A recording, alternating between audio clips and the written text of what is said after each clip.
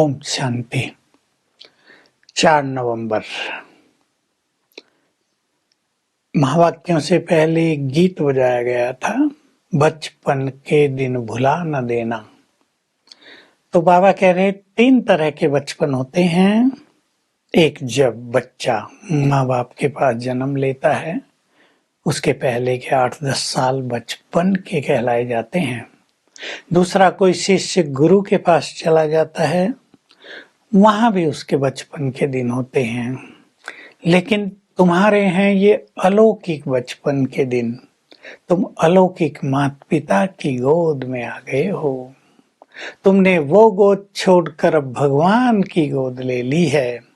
तुम ब्राह्मण बन गए हो। तो तुम्हें इस बचपन का संपूर्ण सुख प्राप्त करना है। स्वयं भगवान तुम्हारी पालना कर रहे हैं। बहुत सुंदर ये बात है। हमें इसके नशे में रहना है। बचपन के दिनों को हमें भुला नहीं देना है। हम सभी आदि सनातन देवी देवता धर्म के थे। सतयुग में सूर्यवंशी थे। लक्ष्मी नारायण का राज था। पूरा राज्य जन्म लेते लेते पुनर्जन्म ले लेते, अब पतित बन गए। अब फिर से अपना राज भाग्य पाने के लिए तपस्या कर रहे हो। यहाँ तो कोई मरता है तो कितना रोते हैं। भारत में ही ज्यादा रोया जाता है। यहाँ बड़ी रस्में हैं, सालों साल रोते रहते हैं। लेकिन अब तुम जानते हो, आत्मा तो अजर अमर अविनाशी है। वो कभी मरती ही नहीं। इस संसार में आने से पहले हम शांति धाम में थे। पाठ बजाने के लिए यहाँ आए। सतयुग से पाठ बजाते हुए आ रहे हैं।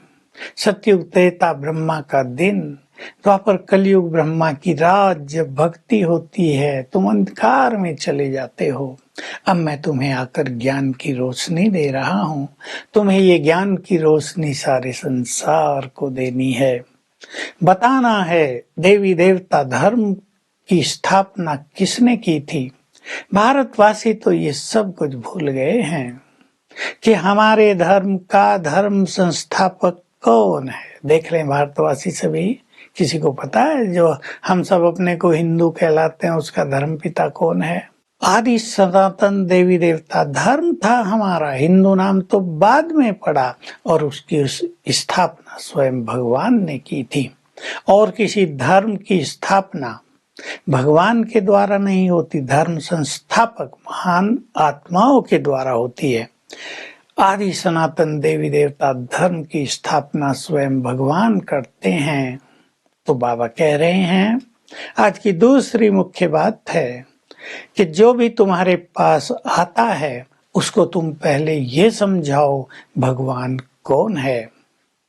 क्योंकि भारत में क्या सारे संसार में भगवान के बारे में ही सबसे ज्यादा कंफ्यूजन है। ये तो सब कहते हैं भगवान एक है, पर वो एक है कौन।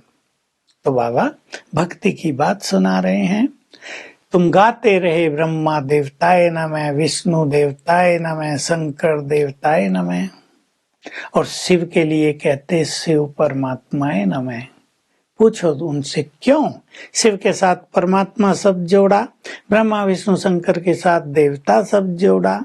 पहली बात तो है कि ये सिद्ध हो गई कि शिव अलग शंकर अलग। शिव परमात्मा है, शंकर देवता है। ब्रह्मा विष्णु शंकर को भी देवता कहेंगे, भगवान नहीं। श्री कृष्ण को भी देवता कहेंगे, भगवान नहीं। वो आता है। आज बाबा ने कई बार कहा, सर्वव्यापी कहने से सारी गड़बड़ हो गई है, सब कुछ भूल गए हो। तो बहुत सुंदर बात है समझाने के लिए। किसी की भी महिमा उसके कर्तव्यों से ही होती है ना। अब मुझे भी तुम सभी दुख हरता, सुख करता, प्यार का सागर, ज्ञान का सागर, आनंद का सागर, लिबरेटर, गाइड कहते रहे हो।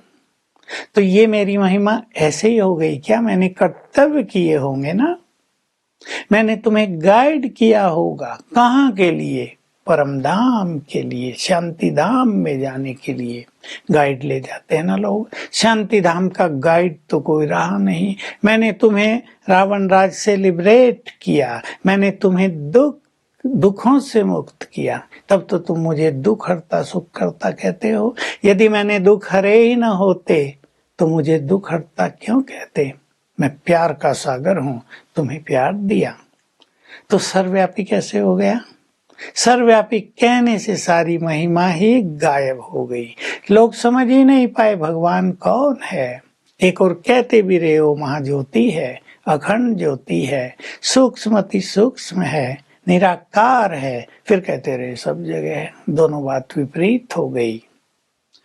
तो बाबा समझा रहे हैं जो भी आए पहले शिव बाबा का परिचय, भगवान का परिचय अच्छी तरह उसको तुम्हें सबको देना है, ताकि वो जुड़े और उसको बहुत सारे गुह्य राज समझ में आए, वो शिव बाबा का बच्चा बने। इसके अलावा यदि तुम और कुछ उन्हें सुनाते रहोगे तो उन्हें कुछ भी समझ में नहीं आएगा। फिर बाबा कह रहे जैसे मैं प्यार का सागर हूँ, सुख का सागर हूँ, तुम्हें भी ऐसा ही बनना है। तुम्हें भी सबको बहुत सुख देना है, बहुत प्यार देना है और मेरी मत पर चलना है। शुरू में जब यज्ञ शुरू हुआ तो संदेशी ध्यान में जाकर बताती थी ये राजा बनेगा, ये रानी बनेगी, ये दास दासी बनेगी, ये प्रजा बनेगी। फिर बाबा ने देखा इससे गड़बड़ होने लगी है तो उसको बंद कराया। अंत में तुम्हें सारे साक्षात्कार होंगे, कौन राजा रानी बनेंगे, कौन प्रजा बनेंगे, कौन साहूकार बनेंगे, कौन दास दासी बनेंगे। तब तुम कुछ कर नहीं पाओगे, क्योंकि बिना साक्षात्कार कराए किसी को सजा नहीं दी जा सकती। बताना पड़ता है ना, जज भी सारा लिखते हैं, डिक्लेयर करते हैं ये गलती है, उसकी ये सजा है। तो बाबा भी तुम सबको साक्षात्कार कराएंगे, फिर धर्मराज द्वारा सजाएं मिलेंगी। वरदान है दिव्य गुणों के आह्वान के द्वारा अवगुणों को समाप्त करने वाले दैवी गुण संपन्न भव। दिवाली पर लक्ष्मी का आह्वान करते हैं।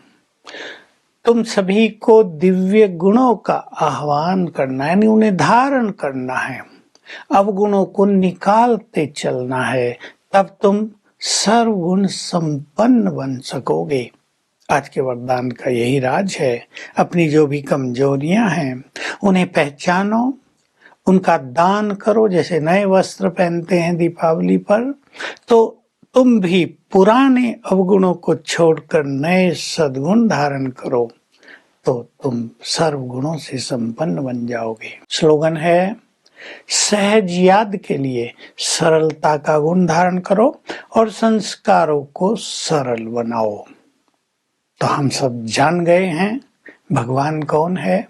आज हम अभ्यास रखेंगे। वो मेरा है, हम उसकी गोद में आ गए हैं, हम उसके गोद के बच्चे बन गए हैं। इस स्वमान में रहेंगे और उसका जो ज्योति स्वरूप है उसको विजुअलाइज करेंगे। हर घंटे में एक बार उसके ज्योति स्वरूप को विजुअलाइज करेंगे, उससे बात करेंगे और इस तरह सारा दिन खुशियों में व्यतीत करेंगे। Om Shanti. To watch Peace of Mind channel videos on YouTube, subscribe us on youtube.com/tvpeaceofmind. Just a click for a peaceful life.